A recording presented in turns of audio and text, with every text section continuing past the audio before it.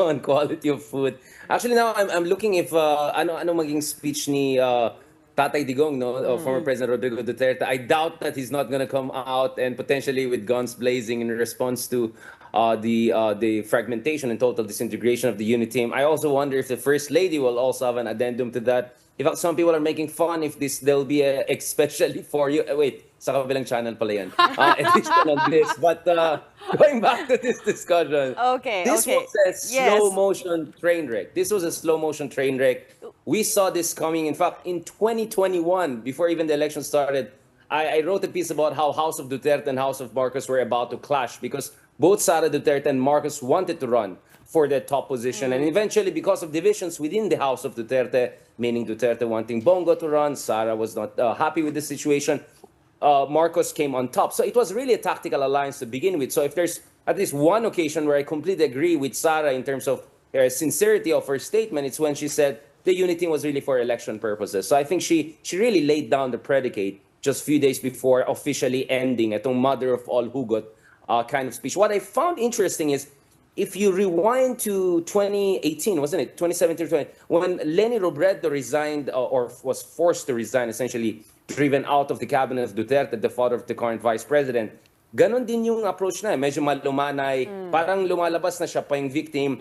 And Sara Duterte did not articulate it, but I think what she was implying here, I'm trying to read what she was implying, is that dahil sa politika, naapektuhan yung kanyang abilidad to execute her job in the best way possible. And let's be honest, you look at all sorts of studies, the latest PISA rankings on all fronts, the education sector in the Philippines is also a slow motion train wreck. So in a way, you could say maybe this is our heroic sacrifice, or at least that will be the narrative that her side will try to drive, aside from blaming President Marcos. But President Marcos can also come out of this with complete plausible deniability and say, on my side, I was always her number one fan. I always supported them. I believe in unity. I'm grateful to her. And whatever she chooses, that's her choice. But he can easily say na hindi ako yung nagpaalis sa kanya. Siya mismo ang taos puso na nag-resign dito. So I think there's some room here for this attrition warfare to continue, but not all-out war kaagad yet.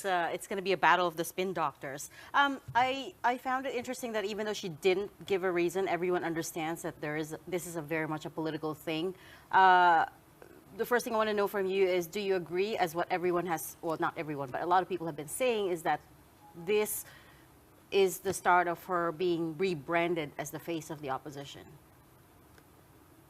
Well, I mean, we know that there are clear policy differences between Sara Duterte and the family on one hand, and Marcos, and clearly one of them is the West Philippines issue, right? I mean, she's quite infamous, or some would say famous, for the no comment essentially position on the whole West Philippines issue. So actually, from an administrative operational standpoint, I wonder how comfortable Marcos would be discussing a very strong anti-China position when it comes to national security issues with Sara Duterte being around. So probably it made sense for her to no longer be in the cabinet, considering the high stakes of the differences here. Now, is she going to be the face of the opposition? It will depend on the traditional opposition. We understand that the traditional opposition is divided in between what I call never Marcos versus never Duterte. So there are groups in the opposition who are saying, no. When it comes to these two dynasties, our bigger concern are the Dutertes, and we have to make sure that the Dutertes will never claw their way back to the Malacanang. And they were the ultimate also train wreck, I mean, word of the day, for Philippine democracy. But there are also many in the opposition who are in the never Marcos, the never again movement. And for them, Marcos Jr. is still a threat to our democracy, and that Dutertes are now a distraction. So I think the traditional opposition is quite divided, but I won't be surprised there would be multiple oppositions in the coming months and, of course, ahead of the next year's election. So you have to make a distinction between ideological opposition, traditional opposition on one hand, and effectively the new opposition because of political differences and the disintegration of the unity team. Of course, sarcastically, I would say there's also the opposition of naging opposition dahil hindi binigyan ng opposition, right? There are also those kind of people who are waiting for their axe to grind as the election comes in. Hey, Richard, do you think that this was really the product of a slow progression of events as we laid it down for you, or do you think this was more planned? Because if you take a look at the timing, it is 6 months before election period, mid-January. Filing of candidacies is October 1 to 8. I mean, she is vice president, but also, I mean, assembling a strong opposition lineup in the lead to the 2028 polls, we know the 2025 polls also counts very much. I mean, what do you see here? Was Right. there a specific point. tipping point? Right, Or- good question. I think, I don't know kung nakinig si Marcos at Malacanang sa mga vlogs namin, but the issue of grand coalition came up earlier this month when President Marcos Jr. discussed the possibility of a coalition of different parties as part of the administration ticket come 2025. And guess what? Hindi kasamang hukbong. And definitely hindi kasama ang PDP Laban, at least yung faction ni Cuisi and Rodrigo Duterte. So I think 3 months earlier already, there was a signal that Sara Duterte or the whole Duterte camp will not be part of the administration. So I'm not sure how can you say this was all planned, because what was happening here was really a back and forth ping pong, right? There were times when the Dutertes took on the offensive position. Look at President Duterte going all guns blazing earlier this year, questioning the president's competence and even more. And then there were times that Marcos and sometimes the First Lady also pushed back quite aggressively. So it has been a ping-pong between the two houses.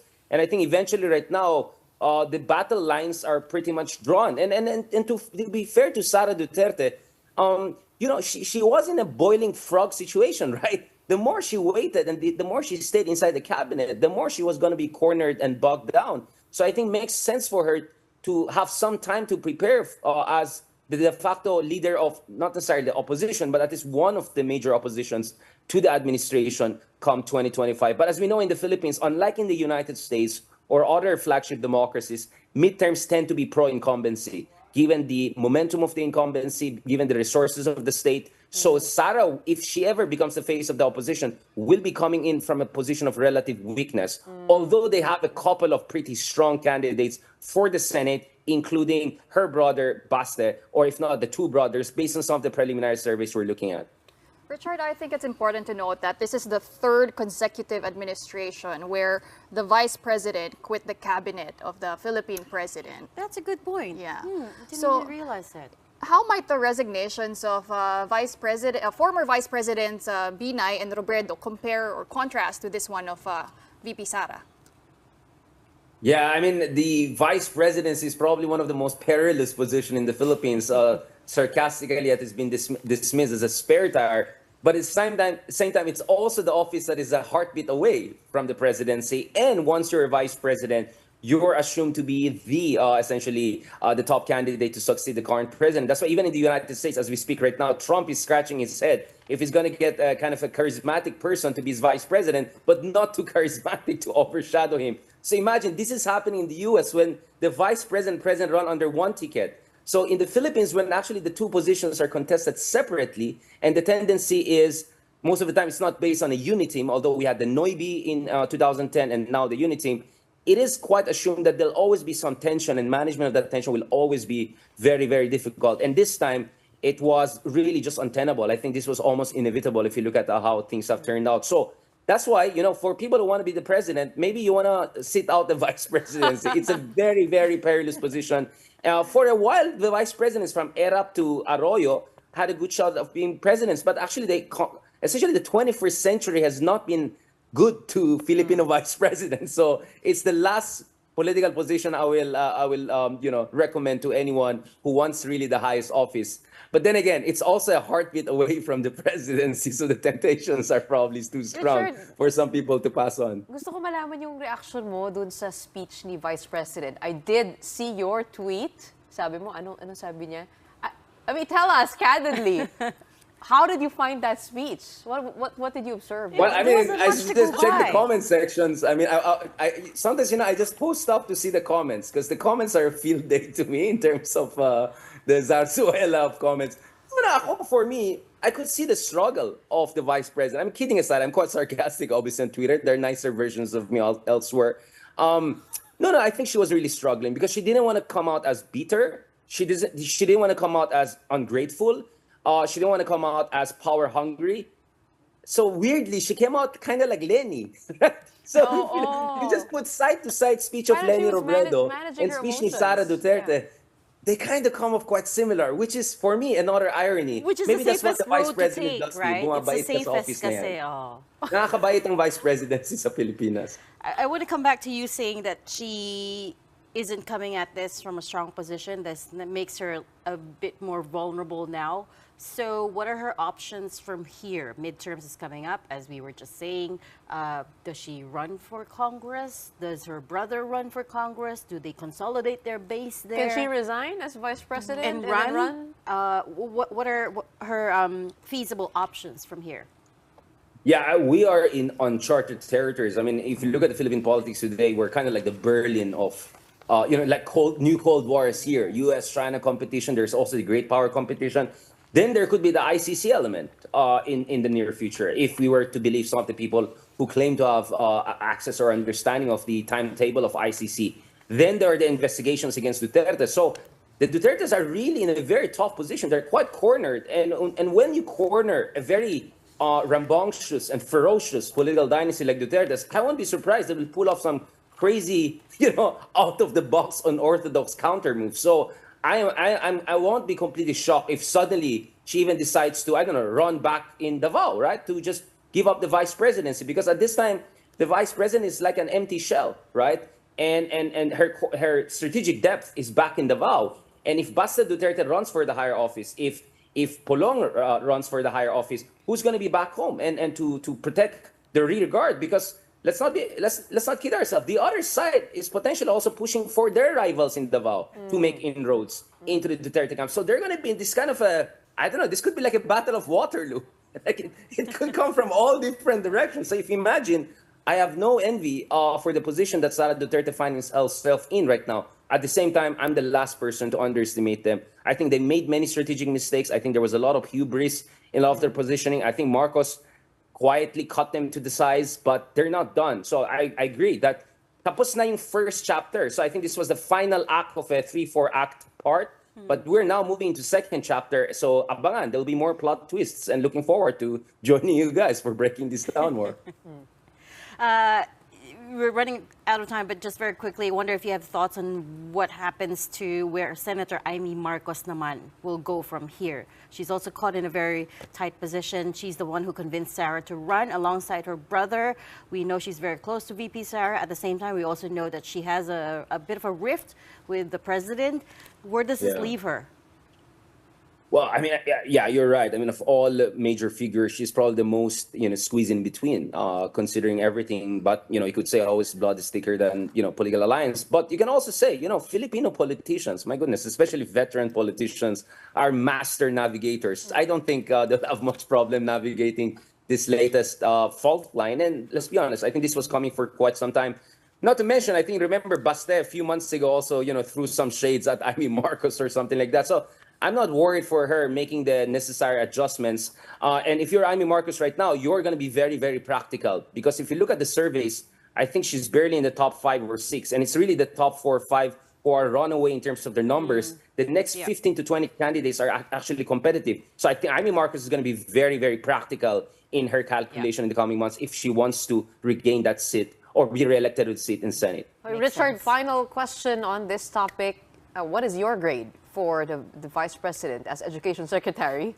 If you can, give us a grade. Is this the fast talk part? And who do you think can replace her? What name? That's a very, very good question. I mean, I have sarcastically joked that maybe Lenny could be the next president, and that would be a poetic justice. But I doubt. I know Lenny's going to run for I think mayor or governor office or local government office.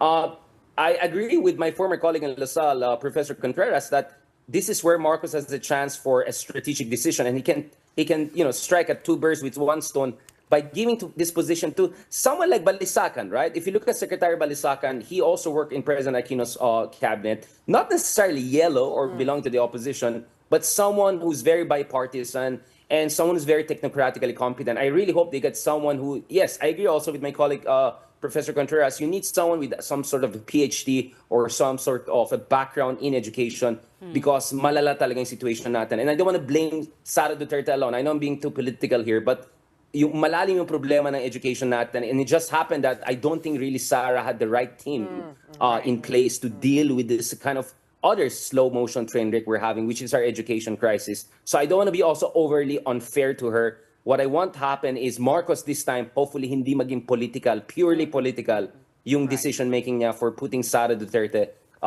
putting someone like Sara Duterte as education secretary. I can see the logic of grand coalition there, but someone sana may background talaga sa education. Kasi kawawa talaga ang bansa natin, kawawa talaga yung mga kabataan natin. And I say this as an educator and someone who's very worried about the future of this country's education landscape. Hindi niya sinagot yung unang tanong ko eh. What? Because maybe I want to What's the grade? apply, you know, what- I'm just kidding. Sige, next time na lang. You never know. You never know. You Sa know? long con na lang. So much to talk. Thank you so much. May kulanong salita na ang ibig sabihin dito ay ang pagkakaisa. Bunyog Party List. Halika na, Bunyog Party List ka na. Halika na, Bunyog Party List ka na. Sa susunod, ang atinang suportahan, Bunyog Party List, nagtataguyod ng katotohanan, lumalaban para sa bayan.